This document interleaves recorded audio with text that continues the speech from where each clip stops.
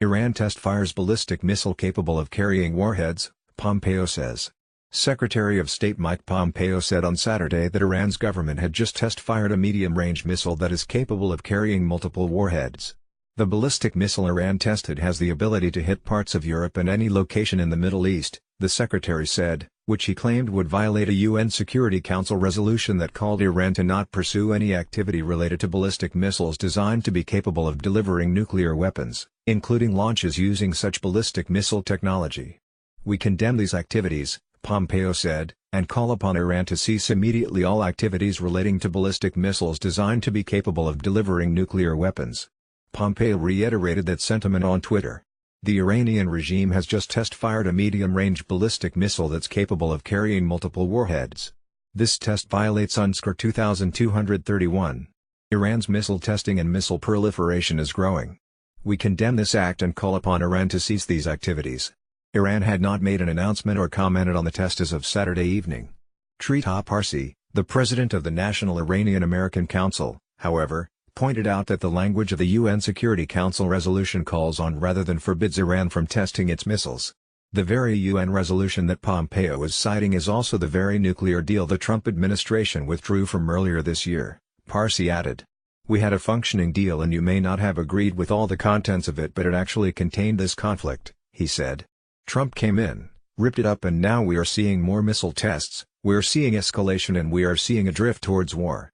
Iran agreed to halt the development of its nuclear weapons program and allow international checks of its facilities under the Iran nuclear deal, or the Joint Comprehensive Plan of Action, that the Obama administration negotiated in 2015. In exchange, the U.S. and several other countries fulfilled the landmark achievement by rolling back crippling economic sanctions.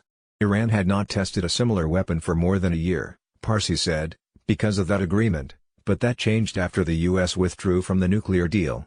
"The Iranians have essentially stopped this testing," Parsi said, "and Trump is now escalating things with sanctions, and as a result we are back into conflict." Iran last announced that it had tested a similar missile with a range of about 1,200 miles in September of last year and noted that the missile could carry several warheads, according to Reuters. Pompeo reiterated that this latest test confirmed the Trump administration's concerns that the Iranian government had no intention of complying with the nuclear deal.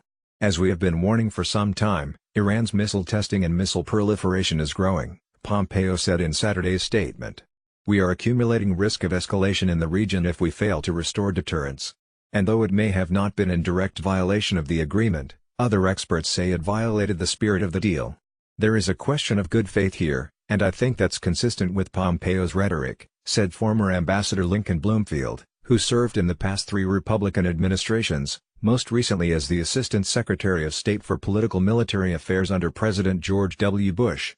Bloomfield said that this missile test appeared to be a statement of defiance from Iran, directly responding to evidence that Brian Hook, Special Representative for Iran and Senior Policy Advisor to the Secretary of State, presented this week that he alleged proved that Iran had violated UN resolutions against the proliferation of weapons. Standing near used missile tubes retrieved from multiple locations in the Middle East, Hook said during a news conference at Joint Base Anacostia Bowling in Washington, D.C., that Iran had greatly expanded its missile capabilities and had shared them with proxy rebel groups in numerous Middle Eastern nations. Bloomfield said that this missile launch may have been in direct response to this display and the Trump administration's harsh words for the Iranian regime.